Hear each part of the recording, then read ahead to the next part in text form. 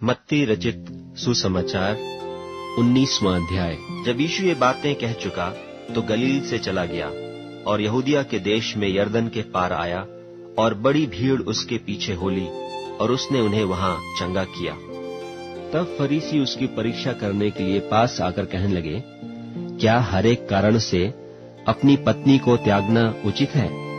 उसने उत्तर दिया, क्या तुमने नहीं पढ़ा कि जिसने उन्हें बनाया उसने आरंभ से नर और नारी बनाकर कहा कि इस कारण मनुष्य अपने माता पिता से अलग होकर अपनी पत्नी के साथ रहेगा और वे दोनों एक तन होंगे।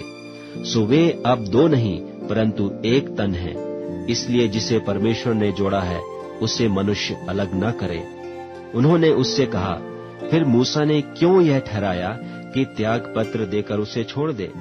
उसने उनसे कहा, मूसा ने तो तुम्हारे मन की कठोरता के कारण तुम्हें अपनी अपनी पत्नी को छोड़ देने की आज्ञा दी, परंतु आरंभ से ऐसा नहीं था।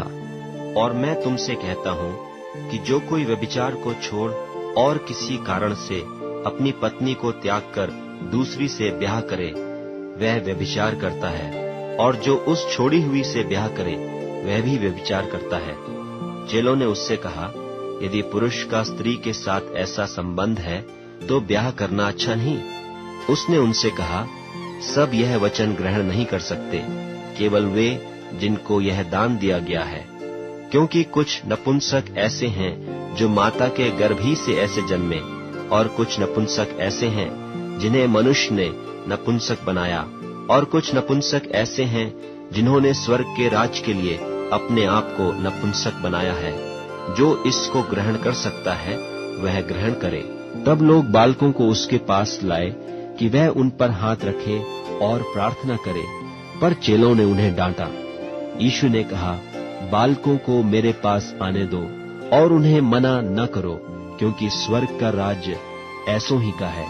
और वह उन पर हाथ रखकर वहां से चला गया। और देखो, एक मनुष्य ने पास आकर उससे कहा, हे गुरु, मैं कौन सा भला काम करूं कि अनंत जीवन पाऊं? उसने उससे कहा, तू मुझसे भलाई के विषय में क्यों पूछता है? भला तो एक ही है, पर यदि तू जीवन में प्रवेश करना चाहता है तो आज्ञाओं को माना कर। उसने उससे कहा, कौन सी आज्ञाएं? यीशु ने कहा, यह कि हत्या न करना, व्यभिचार न करना, चोरी न करना, झूठी गवाही न देना, अपने पिता और अपनी माता का आदर करना, और अपने पड़ोसी से अपने समान प्रेम रखना। उस जवान ने उससे कहा, इन सब को तो मैंने माना है, अब मुझ में किस बात की घटी है? यीशु ने उससे कहा, यदि तू सिद्ध होना चाहता है तो जा, अपना माल बेचकर कंगालों को दे, और तुझे स्वर्ग में धन मिलेगा, और आकर मेरे पीछे हो ले। परंतु वह जवान यह बात सुन उदास होकर चला गया, क्योंकि वह बहुत धनी था। तब यीशु ने अपने चेलों से कहा, मैं तुमसे सच कहता हूं कि धनवान का स्वर्ग के राज्य में प्रवेश करना कठिन है। फिर तुमसे कहता हूं कि परमेश्वर के राज्य में धनवान के प्रवेश करने से ऊंट का सुई के नाके में से निकल जाना सहज है।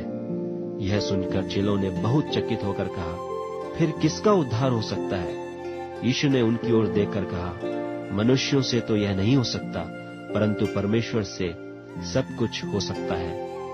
इस पर पतरस ने उससे कहा कि देख, हम तो सब कुछ छोड़ के तेरे पीछे हो लिए हैं, तो हमें क्या मिलेगा?